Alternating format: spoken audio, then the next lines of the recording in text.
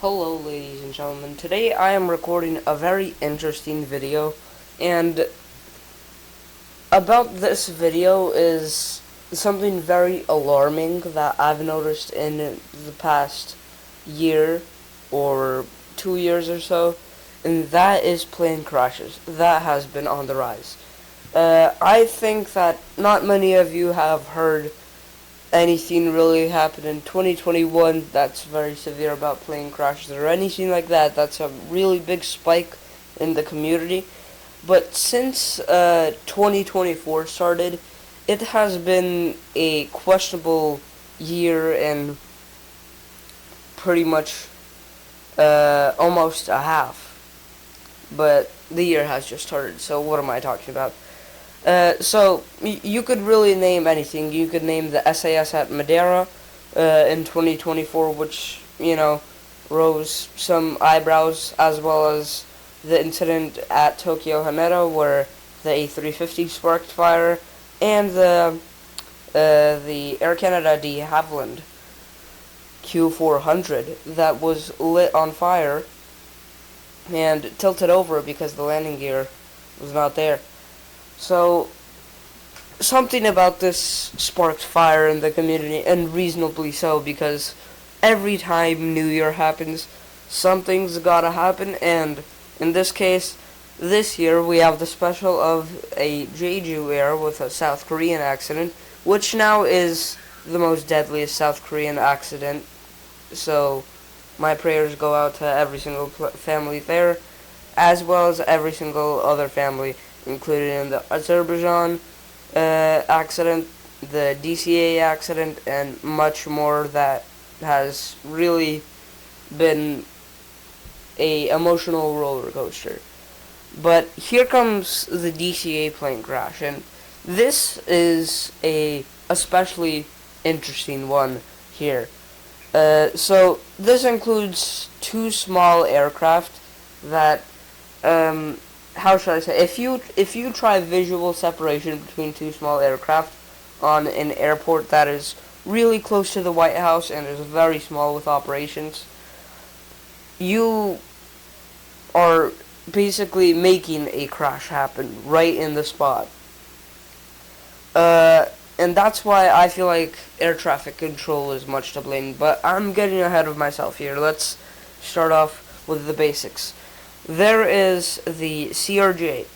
This is an American Eagle CRJ 701 model by CRJ Bombardier. And what we have here, unknown registration, by the way. This is November 709 Papa Sierra, or PS. Owned by PSA Airlines, that's why it has that little tag at the end, but operated for American Eagle. We have the unknown registration, DC, which means District of Columbia, Uniform Hotel 60 Blackhawk helicopter. So this is an Army helicopter that is used for special routes, and in Washington that's pretty normal, you could assume, for military operations. I mean, the president lives there, of course, Donald Trump's there, Joe Biden's there. Every single important figure has been there, and that is a very important priority for the nation of the United States. So, obviously there's a lot of routes. So, let's now deduce the load. So, the American Eagle CRJ, once again, this tiny jet here with engines on its back, it has been carrying 60 passengers with other 4 crew from Wichita, Kansas, which is a pretty long route. That is, Kansas is in the middle of the USA, so they were flying there for about 2 hours, if I remember. And we have 3 soldiers from the DC area on the helicopter performing missions, and it is nothing aerobatic. Everything's normal. They are doing this on the Route 1. So this is what's important here. We have the CRJ and we have the helicopter that are going to crash. So, landing runway 33 is the CRJ. They originally planned to land runway 1, which is really not a big deal because it's a CRJ, it's a small plane. It could land really any runway if they change it, so they did decide to change it. Runway 1 is for all aircraft. Usually it's the biggest runway, so it can handle A321s. But this fella here is pretty small. It could land on any one of these runways. So from down here, they were kind of going straight when the ATC informed them to turn right, and they said they will be able to handle runway 33, which is true. So they turned right and went for the RNAV approach. So now, actually, it's unclear if they went for the RNAV approach. It's just that's the GPS approach they follow, where here they turn left and bank towards the runway at the last moment. Same thing they do here with the runway 19, where they bank here. So now, the helicopter, I labeled it a bit wrong. So, Route 1 on the helicopter is kind of going near the Lincoln Memorial and then going parallel kind of to the airport. So, just going like this down the Potomac River, while the CRJ is landing here. So the problem is this Apache, not the Apache helicopter, but the Uniform Hotel 60, UH-60, is about 200 feet above the ground. You could see why that is pretty risky, as runway 33 is not much far away from them, and they could deduce landing traffic. Matter of fact, they requested visual separation as seen in the ATC conversation that was found. The CRJ was aware of the helicopter, while the helicopter was aware of the CRJ. Now, if you were to say, not including the ATC, who's more at fault at this?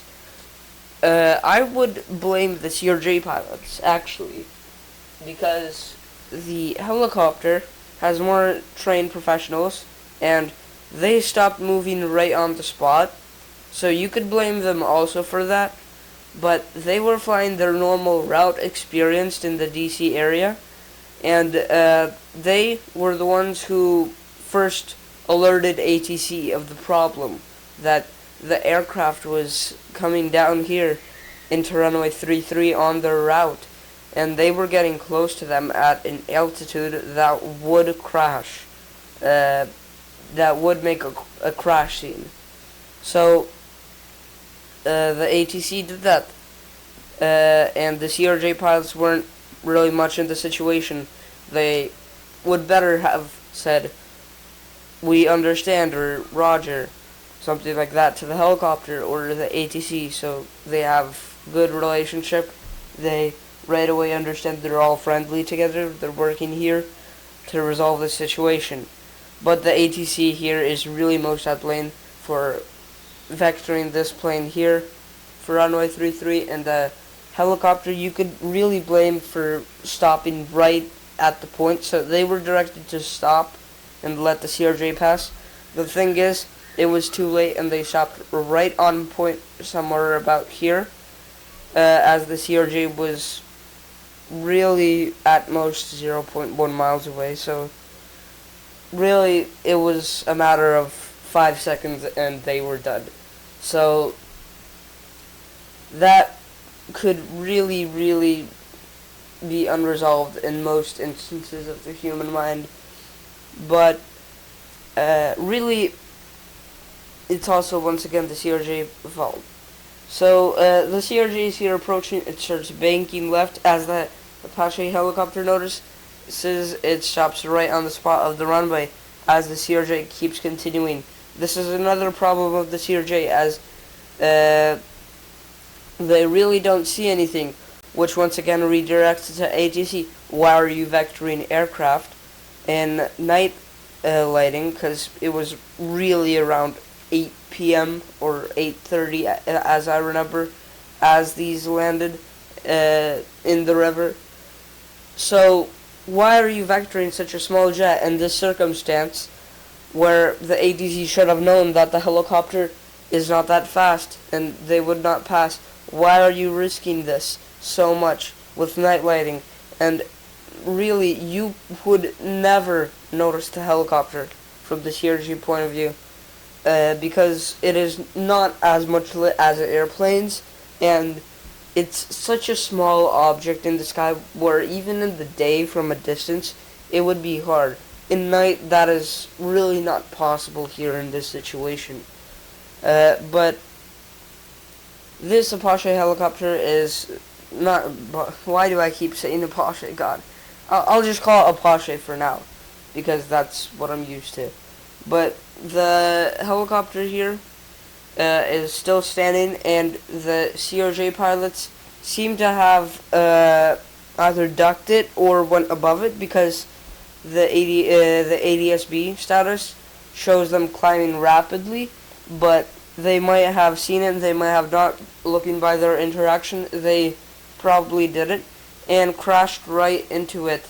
ATC was correct to respond with all landing traffic now blocked, airport completely closed, and all taking off planes. The first one to take off would already take off, because that's the only really way to do that. They were already above decision speed, which is the speed at where you decide whether you abort takeoff and slow down, or you keep on going and you take off, because otherwise if you decision around here, you're not able to stop in time. So ATC made a quick call for it, and all planes still taxiing for takeoff were diverted back to their gate. As the ATC closed down the airport, all other planes are going to Washington Dulles, which was really crowded then. There was, British Airways plane to Washington, to London and stuff like that. So that caused even more drama, as you could tell. This is the wreckage. The flight was 5342. They both lost control, so they really couldn't do anything. This is a picture from flight radar that showed the American Eagle when it was seen at its last moments here in the Potomac River. The helicopter did not have ADSB data, so it was not displayed. So yeah, I told you this part. So yeah, this is what I assume. Once again, this is most likely the ACC's fault. So I know this is a lot to put into your head here. This is SkyVector. SkyVector is a site where you look at charts and you look at all these different markers to really understand what are you able to do and what are you not able to do. This something to keep in mind here. The two things you'd really want to keep in mind is Washington Dulles Airport and Ronald Reagan National, which is where the aircraft crashed, right here in the Potomac River. So, to give a recap, aircraft was here, went for a right angle, right bank, and then left bank as it was turning for runway 33. Not Apache helicopter, but the helicopter was going from the Potomac River north to south, so southbound, and crashed here. This is Dulles Airport, so all planes are now going via this routing. They go around or something like that to Dulles. They all successfully landed, and then there was a pile of them that obviously went to DC back where the airport was open. So I assume this is at most, if I was a judge, ATC's fault, because it's like the Wild West in, it's like the Wild West in pretty much Canada and America, but more America, you could tell in the US, because I've noticed many instances of where, even on VATSIM, from American people, obviously, I was directed visual approach at night, because either the airport runway was not really capable of RNAV approaches or anything like that. But still, at night, you must then probably stop operations or something. Because if you're landing in a small aircraft and there's heavy traffic, but this airport is next level for heavy traffic. You need special training to get into this airport here at Washington. There's the White House, there's the Capitol, there's the monument. There is everything here loaded in within a mile or so. That is crazy. There's the Pentagon. There is everything. You need special training to be here. And everybody here, as you could tell, was specially trained, unless they would not be landing at this airport. But you gotta do a better job at ATC, because vectoring planes like this is just gonna cause more crashes at nighttime. With bigger planes like A350s, it's a bit better because they're a bit bigger. They have, a more wind to direct them if they want to make a faster turn. But small planes, they are really like a fast rocket, really. So making a turn for them, although they could make tight turns, that turn would really lose them a lot of airspeed and flow. But really, in this flow traffic, why it requests a visual approach, everybody is taking runway 1, and I was really curious why they decided to offer runway 33. That is a really suspicious move here because all landing traffic at that time was landing runway 1. And if you were to make the argument, oh well, there might be busy traffic, as you said, runway 33 is nothing like that. That's gonna cause even more nervous system, panic and stuff like that. Because these runways cross, you would have a mid-runway collision if you were to land two planes like this. And simultaneously maintaining two runways, that's even harder than maintaining one runway full of planes on final. That is so much better. That is like an example of Boston, where I really like their system. Even though there is an emergency, as if you tuned in my stream, there was a United plane on an emergency that was landing runway 22 left, and they all of a sudden had an engine compressor stall where they did a go around. And obviously the better move here was to stop all air traffic, including me, and let the United plane have all priority landing all runways. But they still had one engine, and the ATC decided to redirect them onto the same runway 22 left, and I was still, just making circles and stuff like that, really going deep into Beverly or something like that. So it's better to really still maintain one runway if there's even an emergency, as you could tell. So the ATC really did a horrible job here at maintaining plane traffic to be as usual. Once again, in the community, this caused an outbreak of people that would say, you need to change the procedures here. And this is what I agree with, because Ronald Reagan is really close to Washington, and if you were to say that those planes crashed somewhere here northbound, literal debris would have probably shattered the Lincoln Memorial and stuff like that, and the monuments. That is not okay for traffic flow. You need to make a safer way of landing here. And in terms of runway 19 and runway 1, I feel like it's not the safest option to bank right at the last moment. A lot of things can happen there where obviously pilots are trained, so they're up for the challenge here, not ATC. But it is a big problem.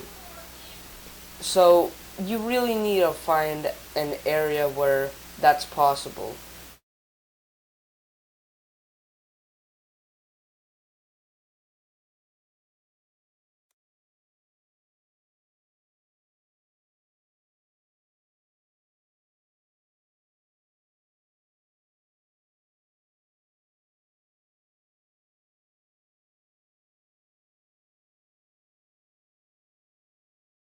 So, in my debunk here, what's with all the crashes, as I told you, that there is a bunch of things that was happening. So, there's the Azerbaijan, the Jeju Air, the Air Canada. This wasn't much significance because all people sail got out safely. These two were fatal, and this was fatal. How could you have fatal accidents within really weeks? This is absurd, to say the least. We have never seen anything like this in aviation, and what I would say is with the recent spike, I'd say air traffic control is really much of it here, except for the Jeju Air, where it was most likely a pilot error, as people say, because they did not retract the landing gear or flaps. They did not do any safety measures. It was literally just a panic attack, and they landed not safely. Here it was just not vectoring good, and that contributes to ATC. Now, I would contribute that also with Azerbaijan, because as you could tell, the ATC instructed them, Russia instructed them that they were not cleared to land anywhere in Russia, so they had to go all the way across the Caspian Sea. Now people say, what's the other? I feel like there's another reason. Russian missile strike. Why would that happen to Azerbaijan? It's not like it's Ukraine or anything. It's not a war country with Russia. But my question is, what would be the other reason they would fly another 80 miles with such a horrific sight going on, with literal gunshots, as you could see, almost like figure on the tail. There was, in fact, a Russian rocket that was launched, and all of this information is true because they would fly 80 miles across the Caspian Sea. That was their only option. This is all ATC error. Why would Russia deny this? This would be really weird. You need the plane to get to land. This is emergency. They still caused a crash site. They did all this for them. They did all this for them here in Reagan. And that's to summarize what we need to know. If there's any, scary flyers out there, this isn't going to happen to you, most likely, once again. The chances have risen because there's really some dumb ATC things. But really just, I would recommend don't fly in shady places like Azerbaijan, Russia and stuff like that. You'll be fine with that. That's like the only tip that you could really take action to it. And the other tip, don't worry about it. Watch shows, do anything, laugh. It doesn't matter. It won't happen, most likely. And really, this just happens where people are a bit worked up and their brain doesn't function that good. But that really wraps it up with the DCA plane crash. It has been a horrific change between 2024 and 2025. There's a bunch of crashes that have happened, a bunch of emergencies that have happened. So I hope you all stay safe out there, and thank you for watching this debunk.